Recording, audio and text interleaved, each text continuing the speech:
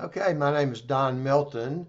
I'm a life coach in Alabama, and I recently met Scott Yates through a mutual connection, and I've always been interested in, information from lots of different sources. I'm totally open to, astrology, tarot, channeling.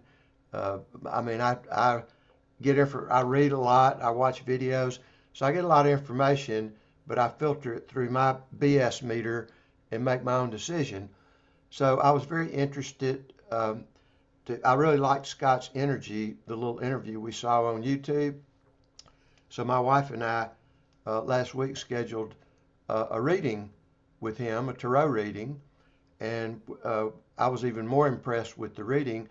I felt like Scott was very authentic, and a lot of it resonated with me. And the main thing that I look for in anybody that I'm working with is heart energy and authenticity.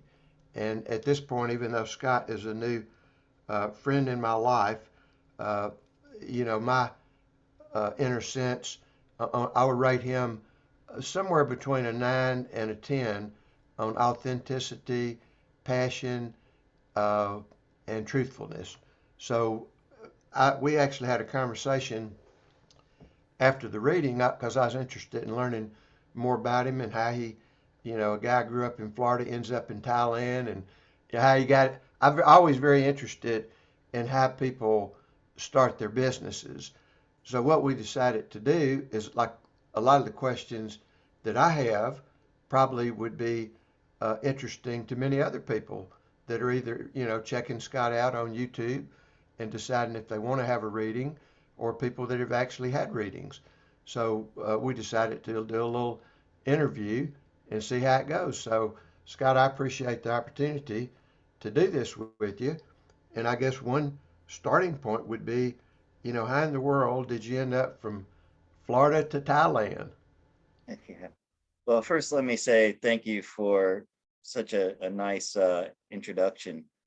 Um, yeah, so I guess it started back in the late 90s.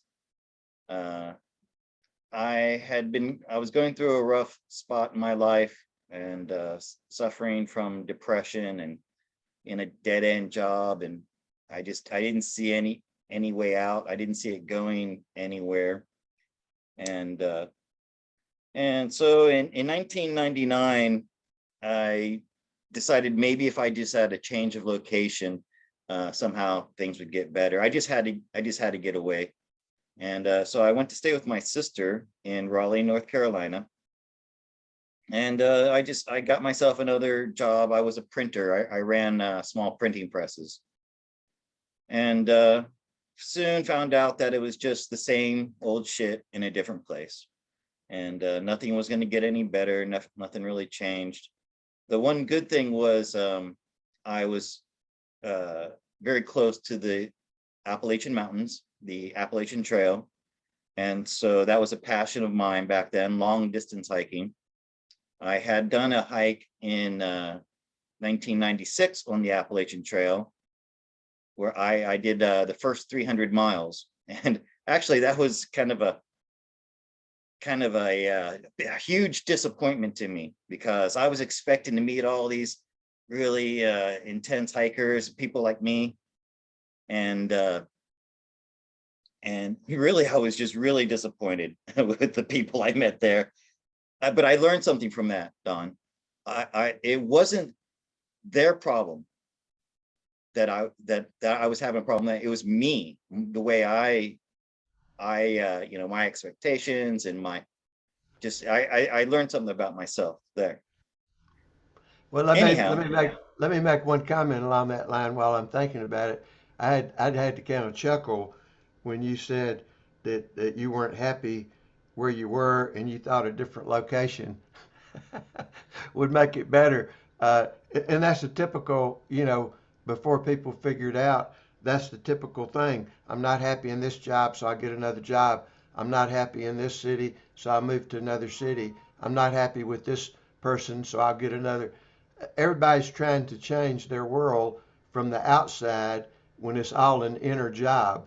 So my guess is that that's what's leading up to some inner transformation that you had. So go ahead. Yes, that's right. That is what happened. Uh, okay, and so yeah, I was on the weekends I was going up in the mountains and hiking, and towards the end of the year, I decided, you know what? Screw this. I'm going to quit my job. I'll save up as much money as I can for. I think I did that for like 6 months. No, it wasn't that long because I didn't have that much money. Anyhow, so I headed up to the Appalachian Trail where I had left off because I didn't see any sense in doing that 300 miles over again. And so How I long? went. What is the total length of the Appalachian Trail? I can't remember. It's about 2,160 miles. It changes a little bit every year, but that's about what it Okay, is. I was thinking about 2,200, and it Yeah, goes from yes, goes from Georgia to Maine. that's right. Okay. Yeah. So I figured another 300 miles. I'll just go do another 300 miles, and I went there with a different attitude because I went there expecting one thing before, was totally disappointed, and I'm like, okay, now I kind of know what to expect. And so I went there not trying to find my community and expecting other people to be like me. I just went there and I really wanted to be by myself. Oh, I brought my dog, by the way, which was really cool. She was So a Rottweiler mix. did your dog nose up for a 2,000 mile trek? You know, she loved hiking and she had a pack, and she was one. I met about 20 other dogs that started the trail, and only about three finished, and she was one Wow, of them. that's Yeah, amazing. yeah, she was an amazing dog. Sadie, Sadie, the Rottweiler, and she was a small Rottweiler mix, 35 pounds. So anyhow, I took my dog and quit my job, and everybody's like, "Wow, that's pretty wild. You're doing that." And so that's when I met this woman named Anya. She was from Germany, and I mean, probably kind of an average looking woman, but to me, she was this beautiful woman, and all the other guys there. So imagine, there's like 90% men, right? Hiking the trail. Most of them are between the ages of, say, 18 and 25. I was 35 at the time, and a very small age group, very few people my age. And all these guys were chasing after her, trying to hook up with her. And I ignored her because, for one thing, I thought she was too young for me. She was 23, and she looked much younger than she was. And so I just, I figured she's some teenage girl, and I ignored her. And but she made it known to me that she liked me. And I don't want to get too far into the whole romantic part of it. I'm checking my notes here. Thank God I can edit this part out. And you Okay. can pause it. So You can pause it when you want to yeah, that's also. right. That's okay. I like editing. Okay. Okay. So so she was a through hiker. She had come to America from Germany with the intention of doing the entire trail from Georgia to Maine. I was what you call a section hiker. I'd done 300 miles, and I was planning to do another 300 miles and then go back home to Florida. By the way, I was going to go back to Florida and pull myself up on my bootstraps, tell myself stop being such a crybaby, with depression, and just go back and get on with my life back in Florida, because that's really where I belonged. And so Anna and I hiked 300 miles together, and came time when I was done with my hike, and we said a tearful goodbye, and I went home, and this is when it kind of got weird, because when I got back to Florida, had to go. I stayed with my other sister's house, Maria, and okay, so when you're hiking the trail and when you're doing long distances like that, it becomes this fantasy world. At first, when you're there, it feels like a fantasy world. Like, and we used to, we sometimes you'd be sitting on a mountain drinking your coffee, watching the sun come up, and a couple of hikers say, "Hey, I wonder what people are doing back in the real world." You know, oh, they're Yeah. getting ready for work, and we'd laugh about it and so forth. So how many miles? And What was your average mileage during that? How many I days was did it take? late. Huh? I was a lazy hiker, but once I got my trail legs under me, I would do between 15 and 17 miles a day. That's quite a The bit most in I the. I mean, it's kind of mountainous terrain, isn't it? Oh yeah, yeah, yeah. It was not easy terrain. Some places were harder than others. Maine was the worst, hardest, I should say, hardest. Uh, yeah, and I was worried that I wouldn't be able to keep up with Anya because she had already been hiking 300 miles, and I had only been on for about 2 weeks when we met. But I was able to keep up with her, and but yeah, when like I said, so I'm back in Florida, and suddenly it became reversed. So when I was on the trail, it felt like it was a fantasy, right? And being in a city and working was the real world. Oh, But it became real to me. Then the trail became real to me. Then when I went back home, it felt like this is not real. This is not the real world.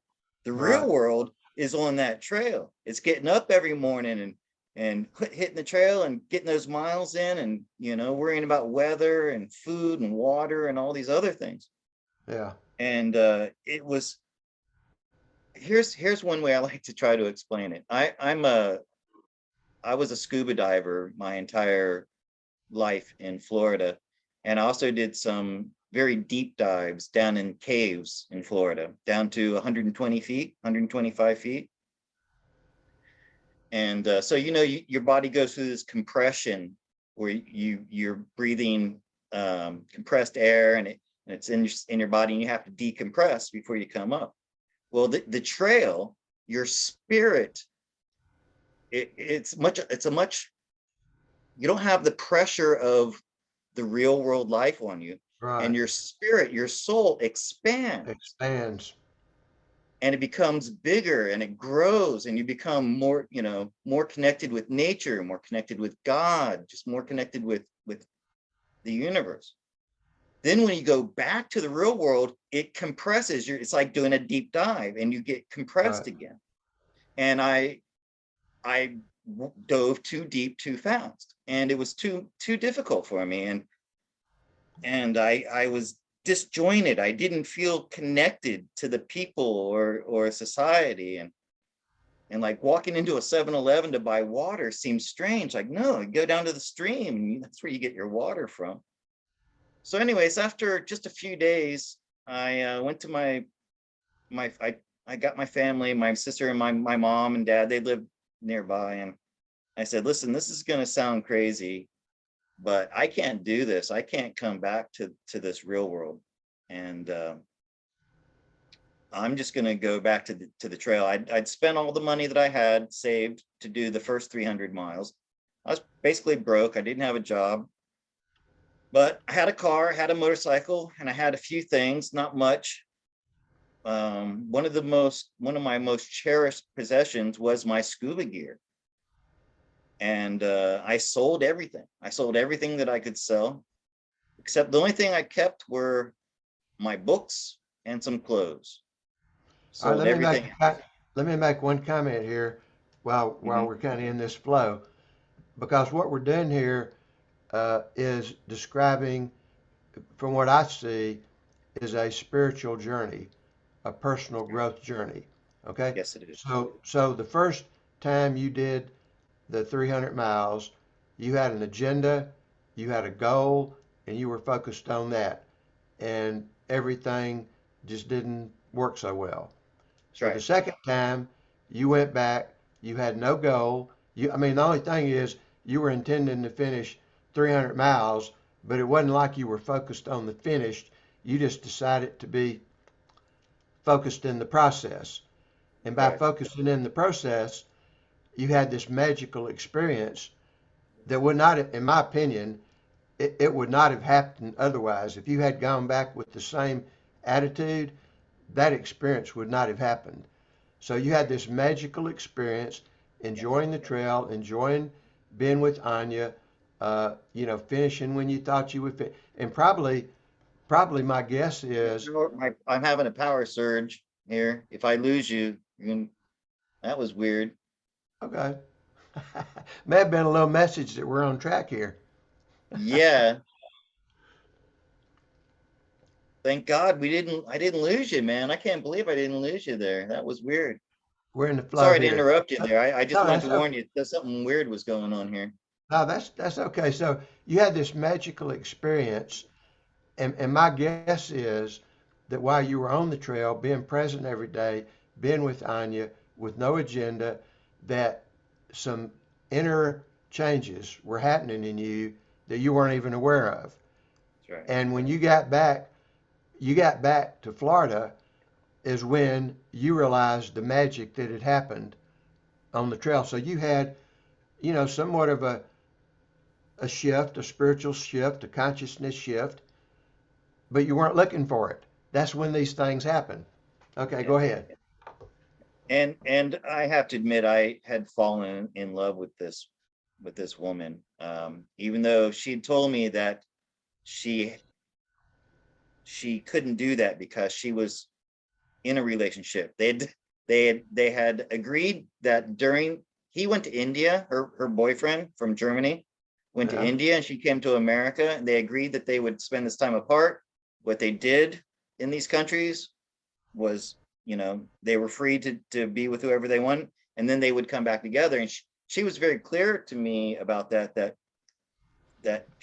her and I could not have a relationship, which was really freeing for me because it's not like other women who they tell you they're going to have a relationship with you and then they end up cheating on you, breaking up with you. You know what I mean? So I couldn't be angry at her. I could, I just she was honest, and it was great. So anyways, so yeah, but yes, I was very much in love with her, and we did have a very close relationship.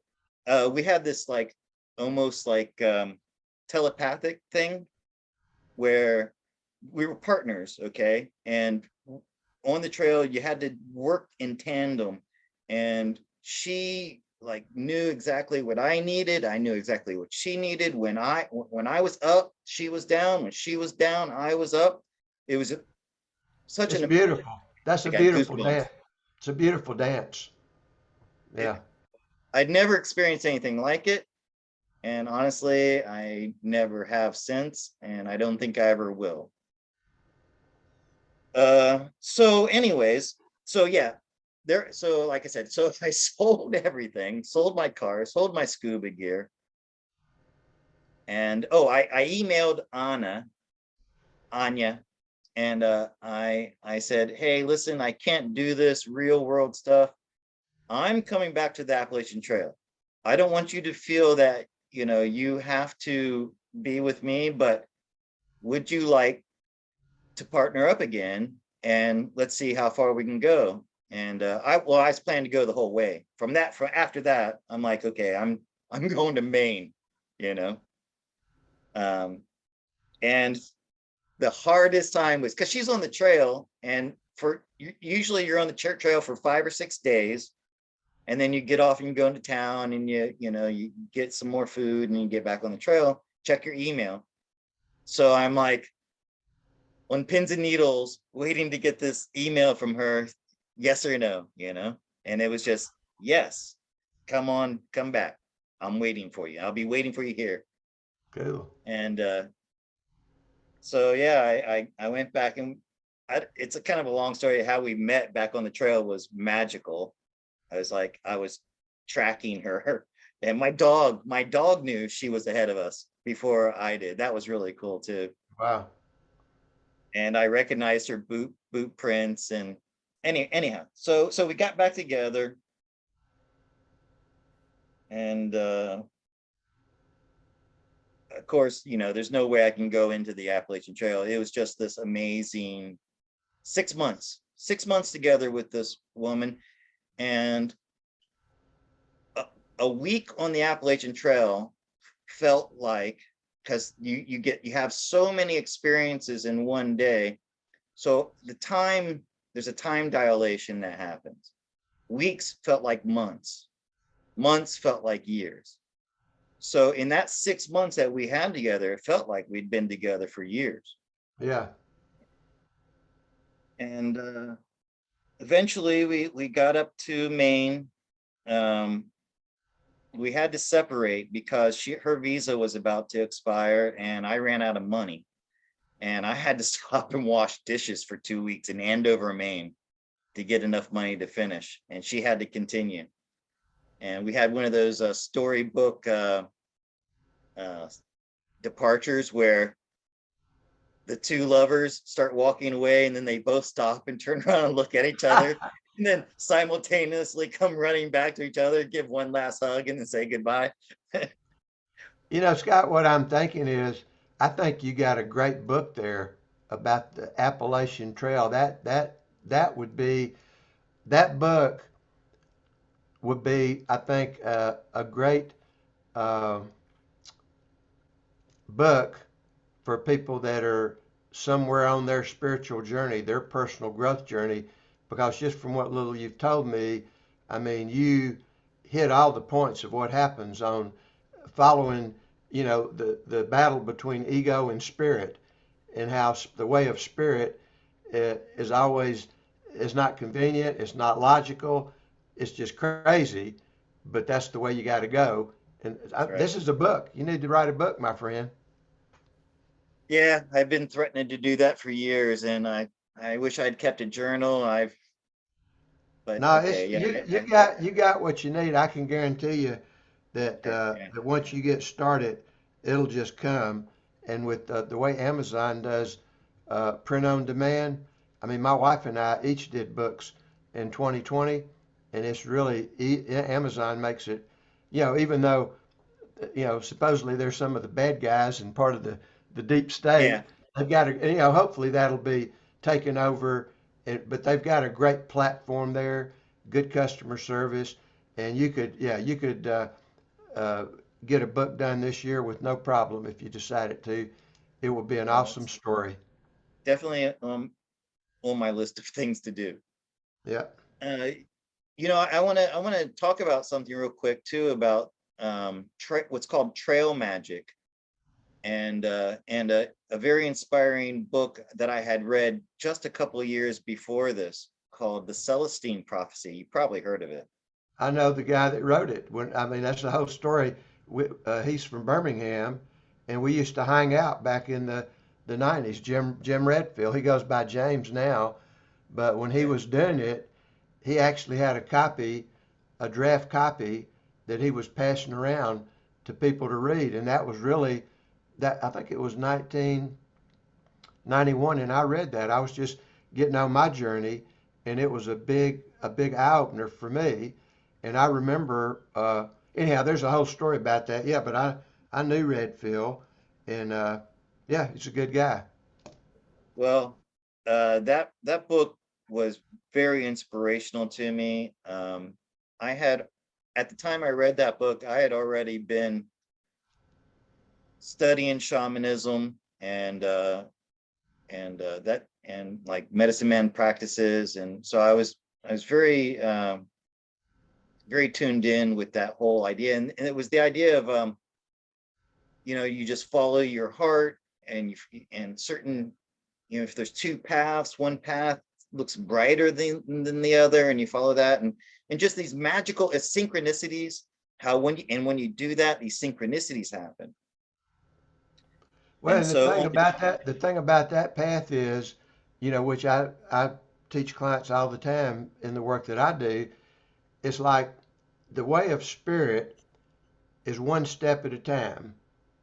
The way of ego, we want to have a plan and 5 alternative plans. The way of spirit is you get one step at a time, and quite often it's not convenient or logical or anything. But if you don't take that step, you don't get any more. And once you take that step, if it is actually the right direction, you get the next step and the next step. Cute cat. So yeah, the way of spirit is the magical way to live life, but it takes trust and it takes experience, but it opens up.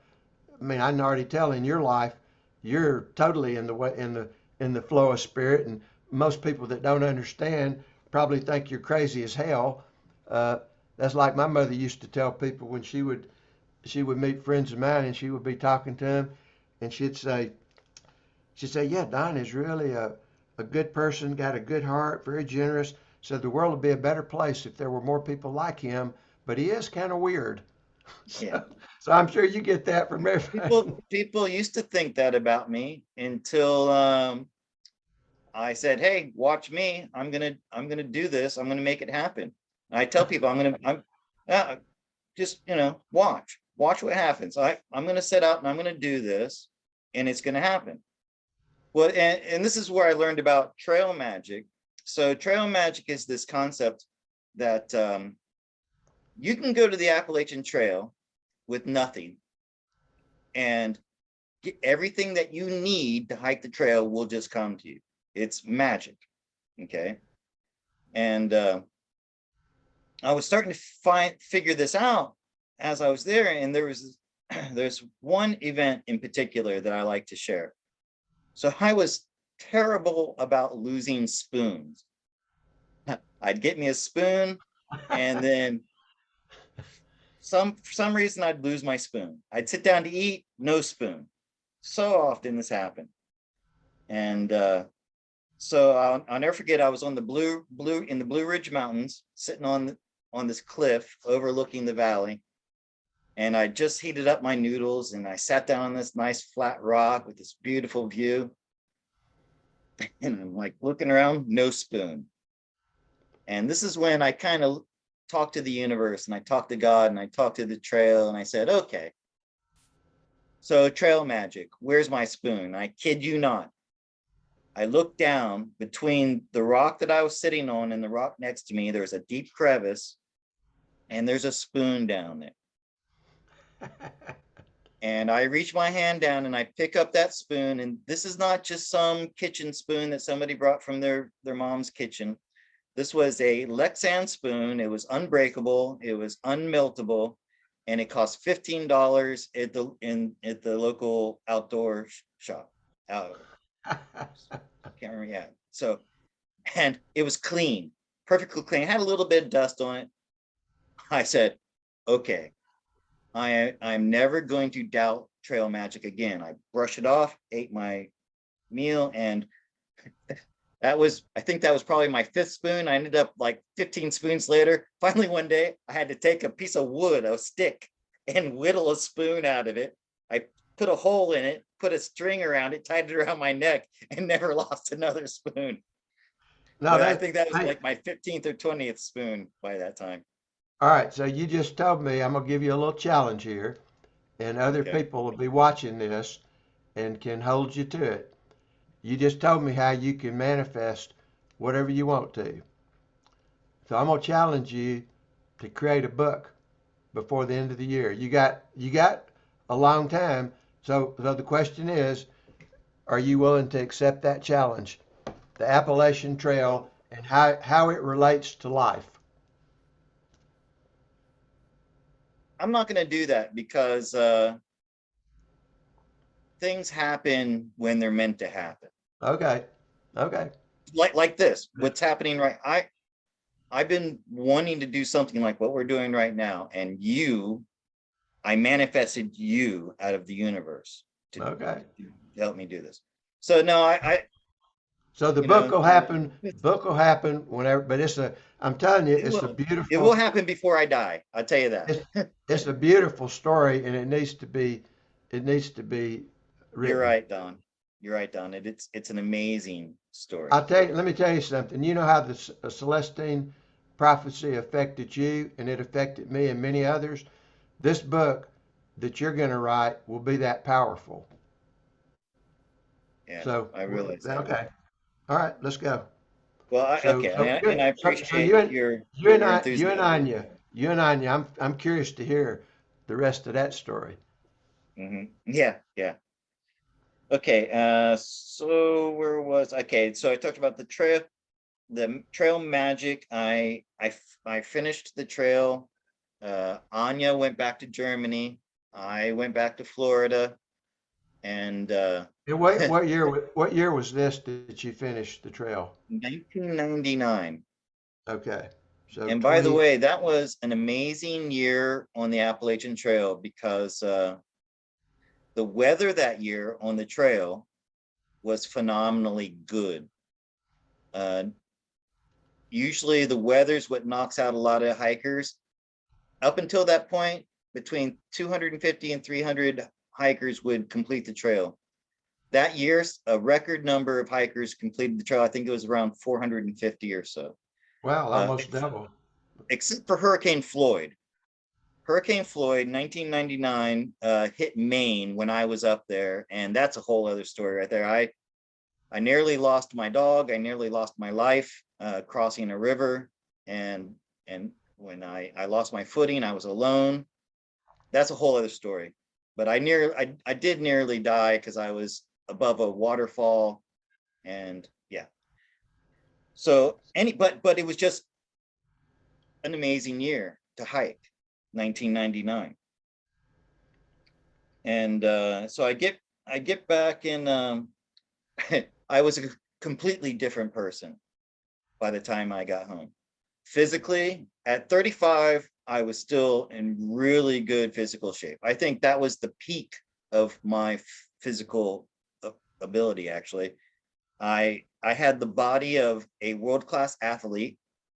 I mean, I could walk 5,000 feet up a mountain at in full stride and get to the top in and I could do 5 miles in 2 hours up a mountain, straight up a mountain, That's and amazing. not even be winded.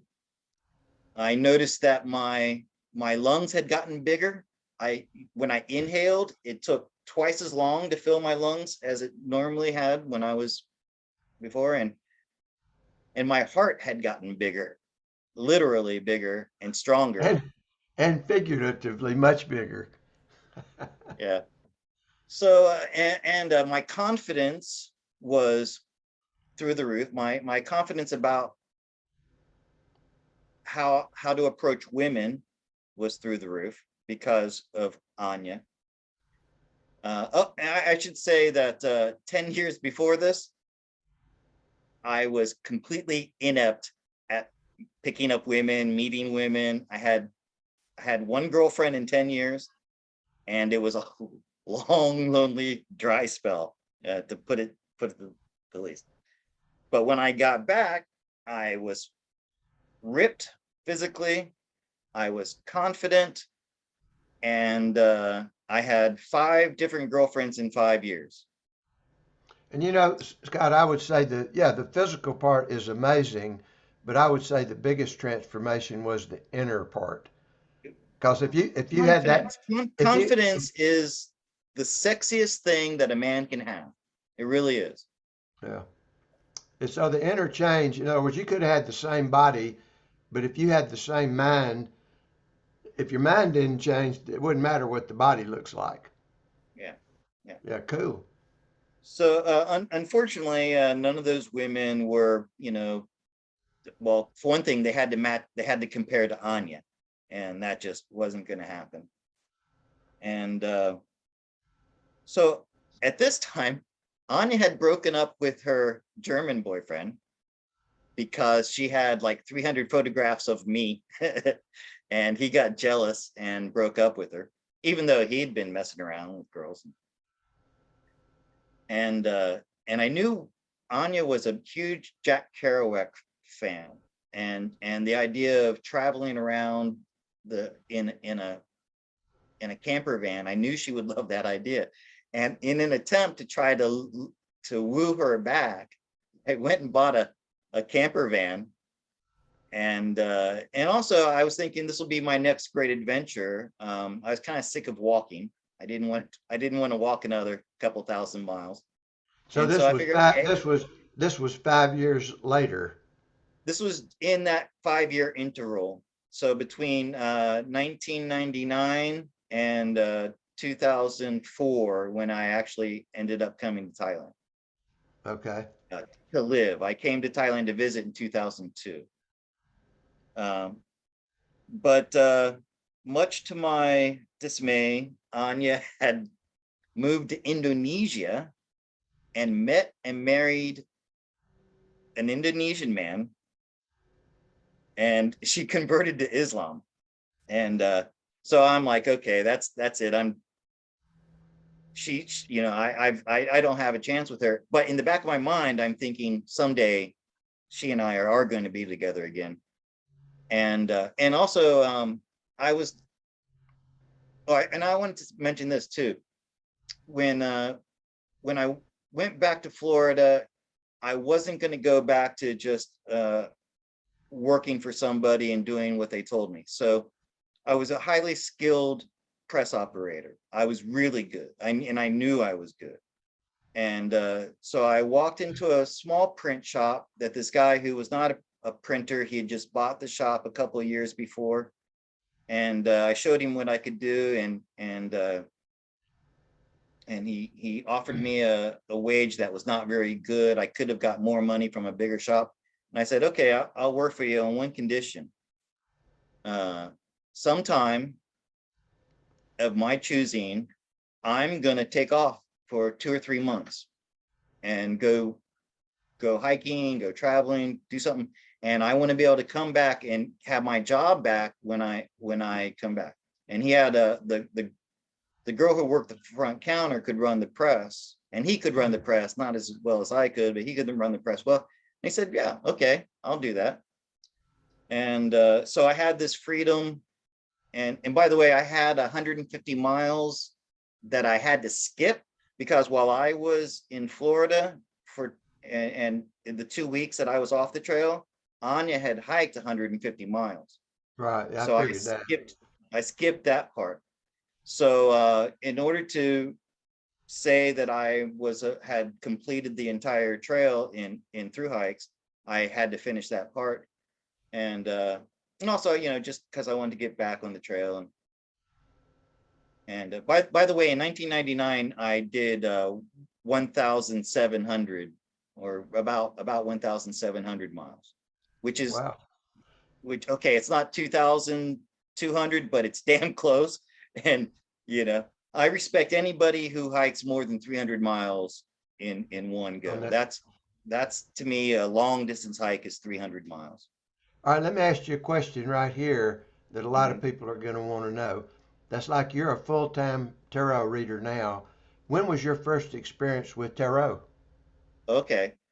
So yeah, that's really interesting. That was in 1996 as well. So around the same time that I did my first hike on the trail, and I was really starting to I don't know if it's a midlife crisis at that age, but plus I wasn't married with kids. But anyways, I was looking for something in my sister's closet. I lived with my sister, and I found this deck of tarot cards stuck in the back, and she'd had them for 10 years and never used them.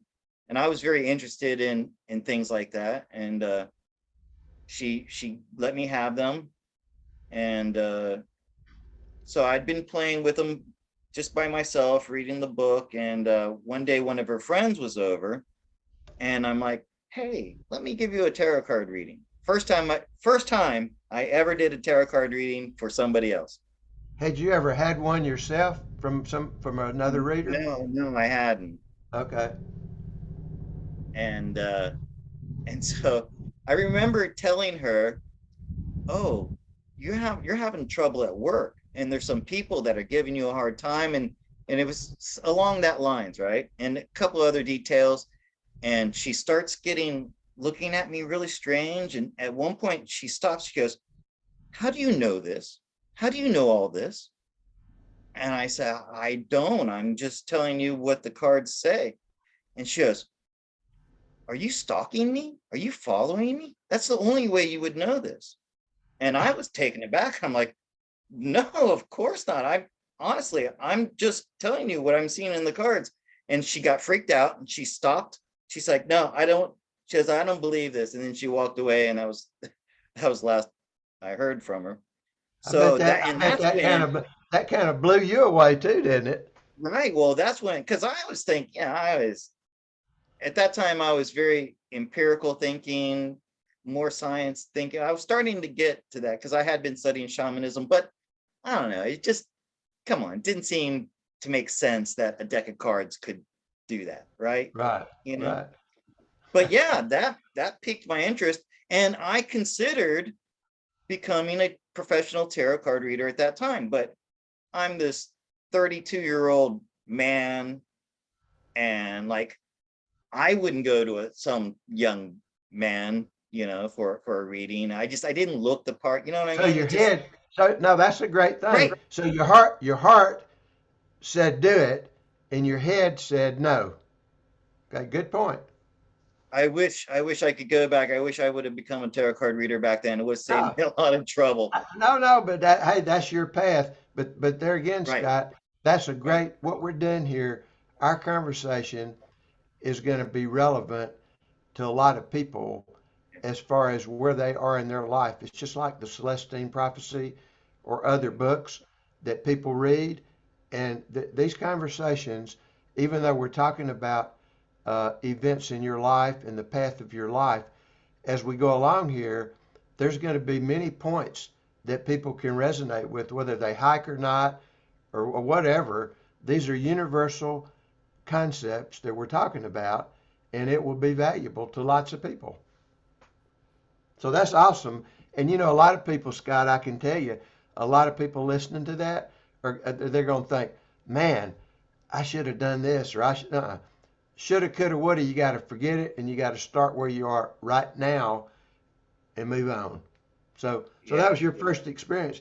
So Yeah. tell me a little bit more. Did you continue to play around with it, or what happened? That's an No, amazing. I mean, that's an amazing I just experience. got distracted by other things. At that time in 96, I was really into a Native American shamanism and other sorts of shamanism. I was reading Terrence McKenna a Yeah. lot, and Dan Brown. Dan Brown wrote books about going into the woods and having spiritual experiences in the Native American style. I was experimenting a lot with psychedelic mushrooms, like a lot. And that was helping me to close the gap between the spirit world and the physical world.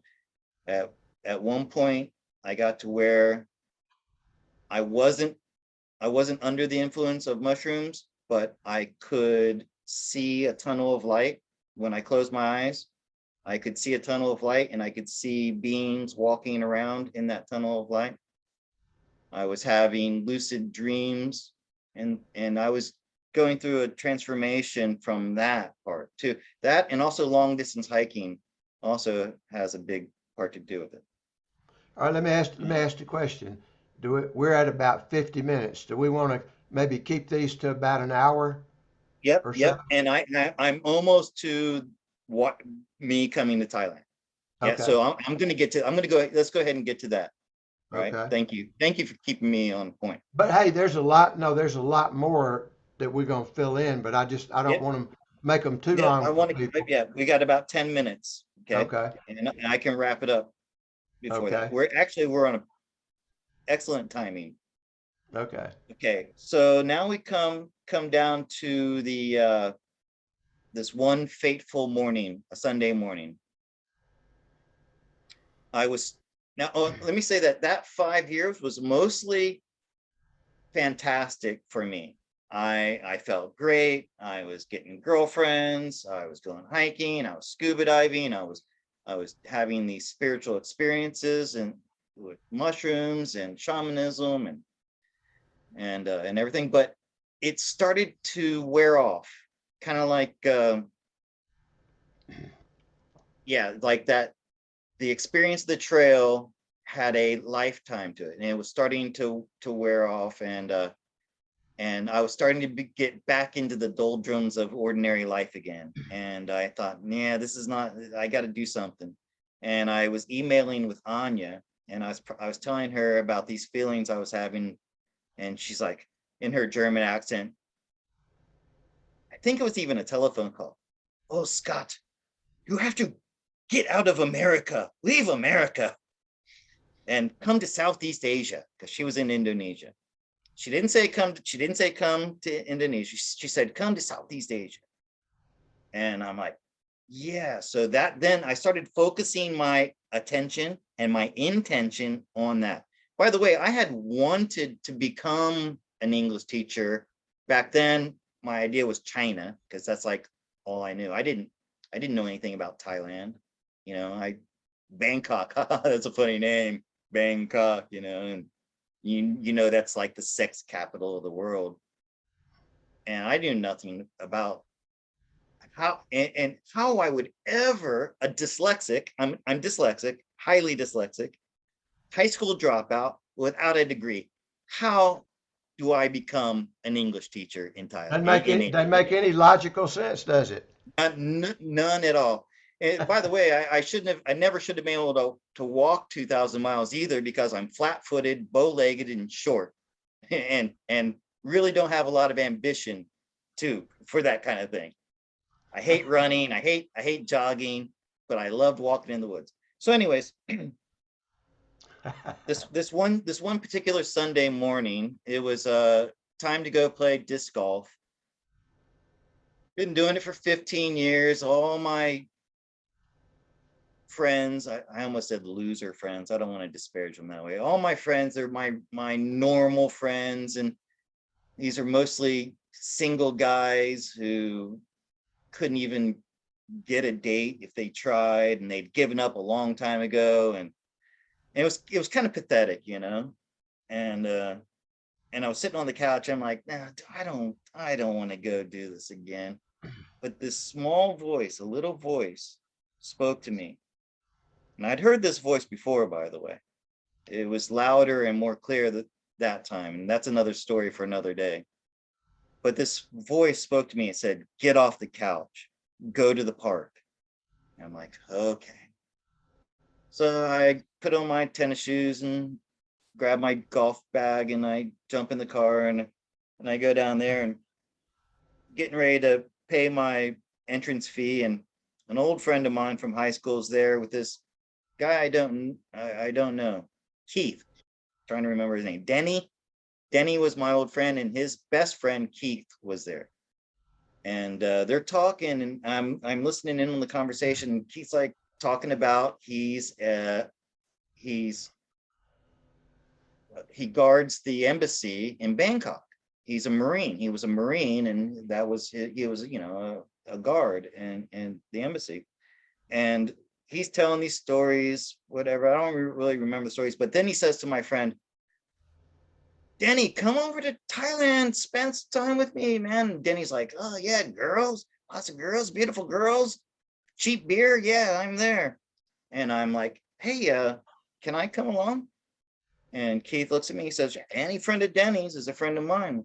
Sure you are. Well, I went home and got on the internet, which was brand new at the time, having internet in the house. And well, just a few years, 3 or 4 years.